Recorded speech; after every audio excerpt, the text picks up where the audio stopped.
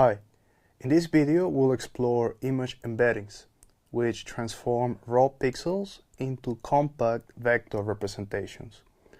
We use these embeddings to compare images and find similarities between them. So our learning goals for this video are to understand dense vector embeddings as learned representations, describe how image embeddings are produced in neural networks, to extract image embeddings out of a pre-trained ResNet network, and to inspect the image neighborhoods using the cosine similarity metric, the ones that we obtain out of this pre-trained ResNet model. So here we see what are sparse and dense vector representations. We have here two MNIST digits, two threes, and we see them encoded in different ways.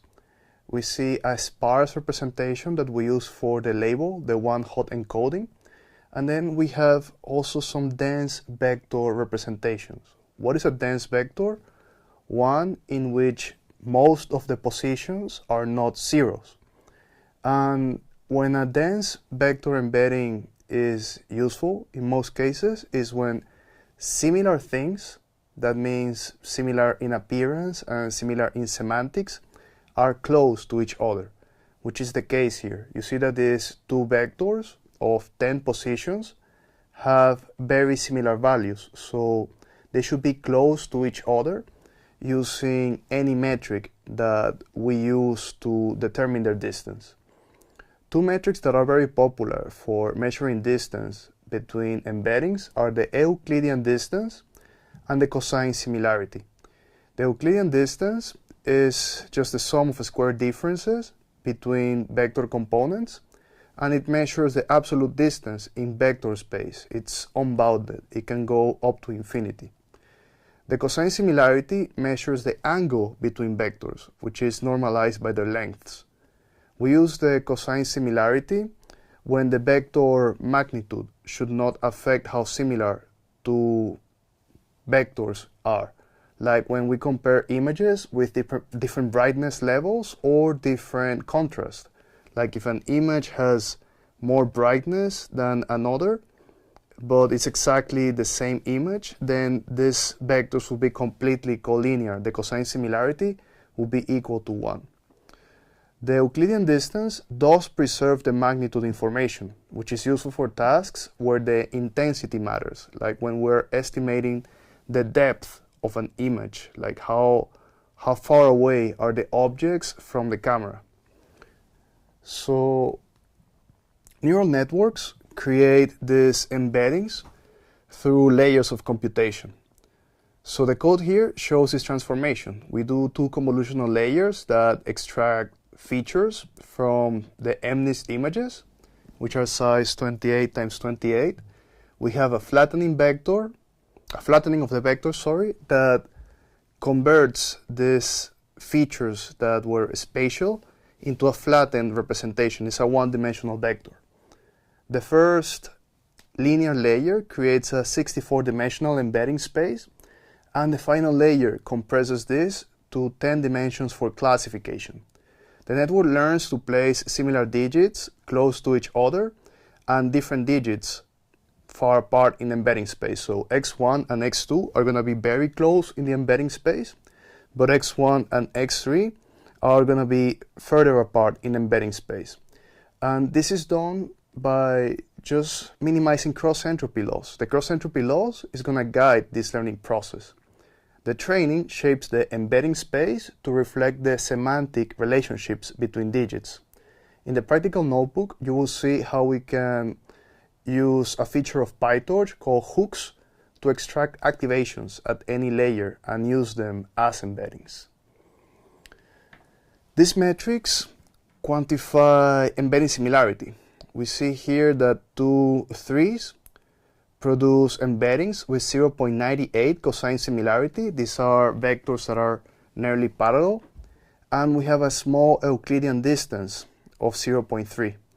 The 3 and 7 have a 0.4 cosine similarity. This is because there is a larger angle between the vectors and a larger Euclidean distance of 2.1. Both metrics confirm what we see. Similar digits map to similar embeddings, and this shows that the network learns some useful representations. So we see that image embeddings are actually a byproduct of training. A classification network will create them as an intermediate step. The left visualization shows how similar digits cluster in embedding space. This is something that you will see in the practical notebook. You will see how to create these visualizations using principal component analysis in 3 dimensions so that we can see how similar and how close are embeddings that correspond to the same class or different classes in the MNIST dataset.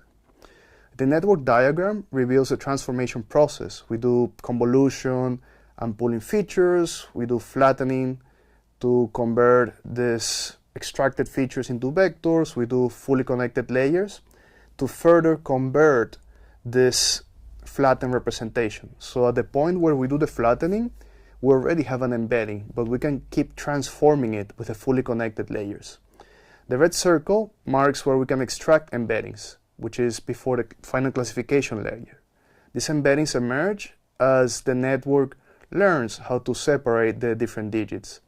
The amazingly useful thing is that while these embeddings were trained for classification, they are very, very good representations for other tasks like semantic image search or the comparison of the appearance of these images.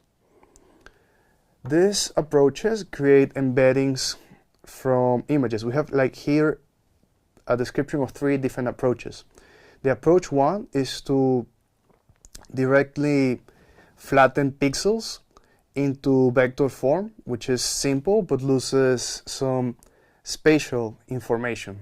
Like this is something that we could do, like we can just flatten the vector and then just put it into some linear layer to create this embedding. This is something that we do in any multi-layer perceptron.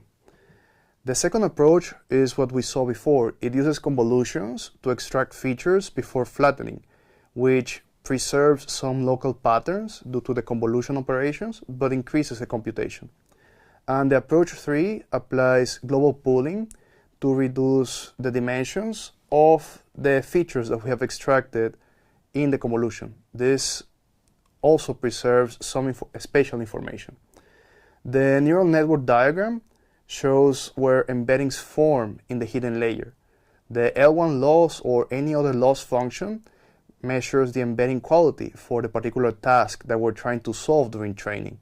So we could also be solving a regression task with a neural network, and the embeddings would actually be pushed close to each other if they become useful as discriminators for us to reach the target value.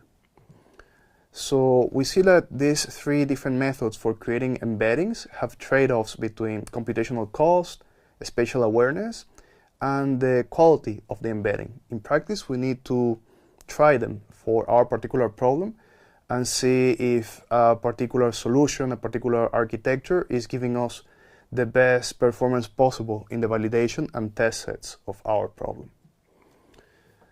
So here we see a ResNet 50 model and how to extract features out of it after the network has been pre-trained on ImageNet. The models that have been pre-trained on ImageNet have very rich visual features. And here we extract them in 4 steps. We just load the pre-trained model and its pre-processing transforms. Then we remove the final classification layer to access a 2048 dimensional embedding. And third, we set the model to evaluation mode to disable batch normalization. This step is important because it will affect the values on the embedding. Then we'll have the pre-processing of the image using the standard values that we have from the ImageNet dataset, the mean for the red, green, and blue channels and the standard deviation of this. And this is something that we apply to our new images before getting the embedding. So the diagram shows the ResNet 50 architecture that we have discussed before. We have these residual blocks that build increasingly abstract features. We capture these features before the final classification layer, and this method takes advantage of the vast training data that we have on ImageNet 1K. We have about 1 million images on this dataset, and we can use the representations from this pre-trained model without having to train our own model. This method is very, very capable at producing some useful representations. You can see a demonstration of it in the next slides. So some years ago, I mentored a couple of students at the data science retreat, Katarina and Gargi, and they built an amazing art recommendation system based on the extraction of embeddings from a pre-trained ResNet. And they also did some experiments with her fine-tuning that we're also going to discuss. Here we look at the images available on WikiArt, and here we want to create a recommendation system based on the style and semantics of any query image. And we achieve very good results with a ResNet and the evaluation of the cosine similarity. So we can see them on the next slides. Here you see that in the top left corner is the query image, and we're trying to find which are the 3 most similar images on the WikiArt dataset. You see that the style is very consistent. The style and the theme remains consistent in the 3 most similar images. The same thing happens with this query image that we have in the top left. Here we see the most similar images in the WikiArt dataset that has about 60,000 images. Here we see the query image being the one on the left, and here are the most similar images that we found on the dataset using the embeddings of the ResNet and the cosine similarity. Here you see this again very consistent style and theme. So we see that the ResNet knows a lot about things, about how they look in the real world, even without us having to do any specific training on this particular dataset. Something that we did some experiments on too was the triplet loss. This is for even more fine-grained distinction between the embeddings. So the triplet loss trains networks to create very, very precise embeddings. So here we have our original embeddings that can come from a pre-trained ResNet or can come from completely random weights, and the network processes 3 images: an anchor image, which is kind of like the query. Then we have a positive match, an image that we want to consider as highly similar to the anchor or query image, and a negative example, an image that is kind of similar, but we want to keep with some margin of distance. So the loss function is going to push the positive pairs closer together, and the negative pair is going to be pushed a bit apart by a margin that we call alpha. The diagram shows these shared weights, and this is something that we're doing to update the weights of the embedding model. The mathematical formula expresses this in L2 distance terms, in Euclidean distance, and this method improves over the embeddings that we will get out of simple classification. It will learn to distinguish very fine details between similar images while maintaining larger distances for different images. This technique is very commonly used on applications that require a very fine level of detail, like facial recognition or differential diagnosis in radiology. Here I'm going to show you another project from students at the DSR where we use the triplet loss to create this differential diagnosis tool. This is an image search tool that has been fine-tuned with a triplet loss to find similar cases in a medical database. In this project, in Pixel Diagnose, the user selects a brain scan and tumor type. Then the system returns similar case, like the most similar cases that we have in the database, ranked by the embedding similarity scores. And the higher scores indicate closer visual matches. This interface filters by cancer type and image modality. And this helps doctors compare current cases with previous diagnoses so that they can have a higher confidence in their decisions. This is a demonstration of a practical medical application of image embeddings. You can check out the repository. The link is included on the slides. Another very important use case of embeddings is reverse image search. So this is what we do when we search for similar images in Google. Here I uploaded a satellite image and got visually similar river systems and landscapes. So the system is computing embeddings for billions of images, and it matches new queries against this database using similarity metrics. The example shows matches for this pattern that you see, like this meandering river pattern that we see on the image, that is actually a good fit.